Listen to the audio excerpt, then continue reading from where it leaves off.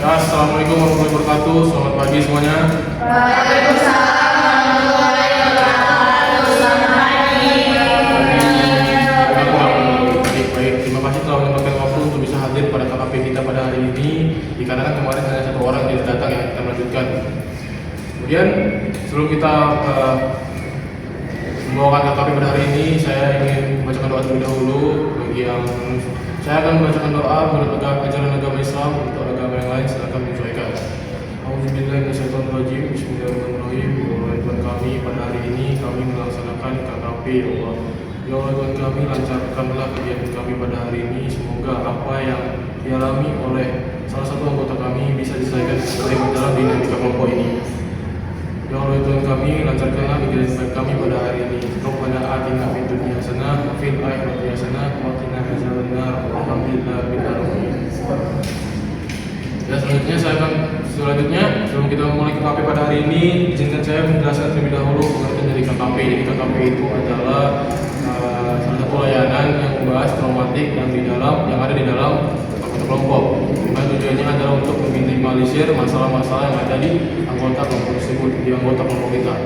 Kemudian ada pun ajas di dalam KKP ini, ada ajas kerahasiaan, ajas kegiatan, ajas kenormatifan, dan ajas yang lainnya seperti itu. Oke, terus selanjutnya saya akan bertanya terlebih dahulu topik apa yang pertama atau topik dari teman-teman yang ingin dibahas itu apa? Karena tinggal satu sastra ya, jadi topiknya apa? Saya sekarang mau jelasin tentang apa?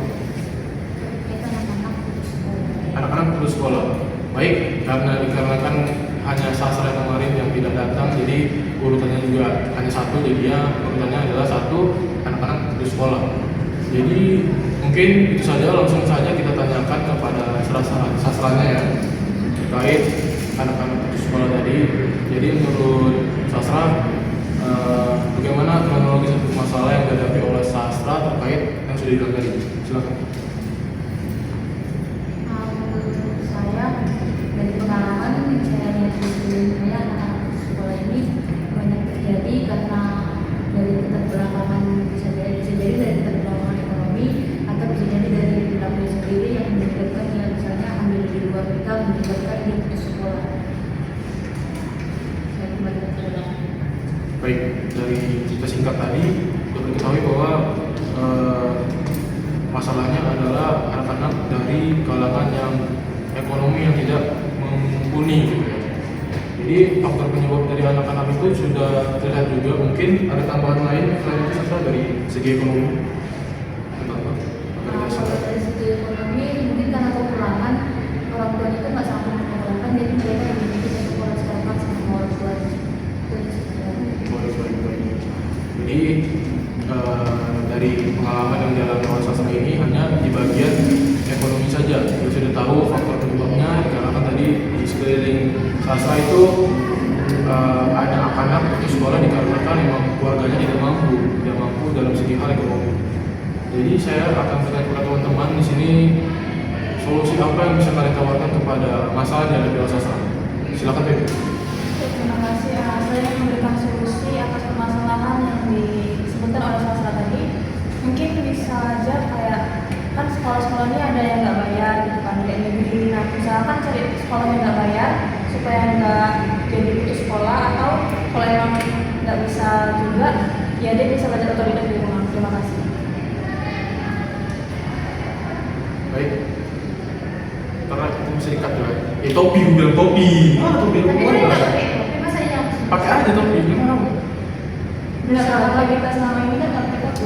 Biasanya. Misalnya bertanya, ini kenapa pakai topi? Nah itu kan Bentar, biasanya. ini kan masalahnya dia gimana loh? Masa dia? Anak-anak di sekolah Iya, jadi nggak punya anak. gitu bisa kayak cerita sih kayak di Malayani orang gitu. Udah jalan terus. Oke ya.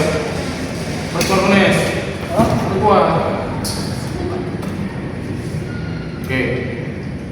Baiklah, terima kasih atas solusi yang sudah ditawarkan oleh Feby. Untuk selanjutnya mungkin teman-teman ada yang menawarkan lagi, silakan hidup. Menurut saran saya kepada kedua orang tuanya, jadi kedua orang tuanya itu kalau menikah itu mereka mempunyai kontrak untuk anak-anaknya di sekolah. Contohnya itu berabung 10.000 tiap hari. Jadi nanti ketika anaknya sudah lahir mereka mendapat seluruh berkali. Jadi dalam jangka 5 tahun itu mungkin sudah banyak peluang untuk menyekolahkan anaknya sampai ke jenjang SMA kelima. Oke, baik. Terima kasih atas solusi yang sudah ditawarkan oleh Frido. Yang lain? Silakan.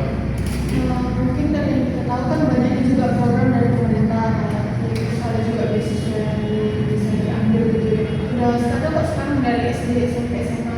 Jadi bisa nih orang tua ya udah cari tahu aja dari kepala dusunnya ataupun dari ketua RT RW. Jadi bisa nih didaftarin anaknya kecil atau hal yang benar-benar untuk Baik, terima kasih atas solusi yang ditawarkan. Nanti untuk selanjutnya yang lain. Silakan ya. Jadi solusinya bukan saya tadi memang program aja ya, bisa jadi nanti anaknya yang emang udah nggak mau sekolah. Jadi itu solusinya tuh mungkin dari yang kayak guru misalnya dari sekolah coba datang ke rumahnya, terus juga kasih motivasi soal itu, dan juga kasih apa? Dan kita juga berkolaborasi sama orang tuanya tentang bagaimana nanti pendidikan baik ke depannya. Terima kasih atas solusi yang ditawarkan Nila. Mungkin selanjutnya dari solusi dari saya ya, dari segi orang tuanya. Jadi jika kalian ini tidak untuk keluarga dari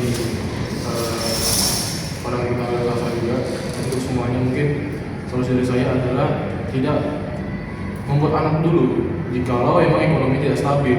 Jadi tunggu dulu ekonomi mapan, punya rumah, punya segalanya, mungkin ya bisa dibilang punya gaji tetap yang pada akhirnya kita punya anak gitu. Jangan punya anak dulu baru memikirkan hal lain. Jadi impactnya tuh ya seperti ini gitu. Dari segi ekonomi gitu. Itu saja dari solusi saya. Untuk selanjutnya Siva. solusi dari saya sih sama juga sama seperti coba ambil siswa. Biasanya kan ada itu dari sekolah atau dari pemerintah. Oke, wes. Terima kasih atas jawaban solusi dari Nasifa. Terima kasih kepada teman-teman yang sudah menawarkan solusi kepada Sastra, teman kita Sastra. Sekarang mungkin Sastra bisa menjelaskan apa komitmen yang sudah Sastra tekadkan kepada diri Sastra terkait solusi yang sudah ditawarkan. Baik, terima kasih kepada semuanya dari saran-saran yang diberikan. Saya berkomitmen memberikan saran kepada anak-anak di sekitar saya untuk memberitahu mereka bahwa banyak sekolah negeri yang masih memberikan layanan pendidikan yang gratis, dan banyak juga para pejabat-pejabat daerah yang masih memberikan bantuan kepada anak-anak yang ingin sekolah. Dan kepada orang tua, sebaiknya orang tua memohonkan diri terlebih dahulu dari segi bidang ekonomi sebelum mereka memiliki anak. Terima kasih atas komitmen yang sudah diberikan oleh Sastra ya. Baik, mungkin itu saja tentang kegiatan KP kita pada hari ini, karena kan Sastra emang adalah orang yang terakhir membawakan KP pada hari ini. Mungkin itu saja. Sebelum kita benar-benar mengakhiri KKP kita pada hari ini, alangkah baiknya saya berdoa untuk ajaran agama. Saya akan membawakan agama sesuai dengan ajaran Islam, untuk agama yang lain bukan untuk menyesuaikan. Bismillahirrahmanirrahim. Ya Allah Tuhan kami, terima kasih telah melancarkan kegiatan KKP kami pada hari ini, yaitu tentang masalah dari Sastra anak-anak di sekolah. Semoga apa yang didapat, apa yang solusi yang ditawarkan pada hari ini bisa bermanfaat bagi Sastra dan juga bisa bermanfaat bagi orang tua lain. Ya Allah Tuhan kami, terima kasih kepadamu telah melancarkan kegiatan kami. Rabbana atina fid dunya hasanah wa fil akhirati hasanah wa qina adzabannar. Walhamdulillahirabbil alamin. Baik teman-teman, terima kasih telah menyempatkan waktu untuk bisa hadir dan menyelesaikan KKP kita pada hari ini. Sekian dan terima kasih. Terima kasih.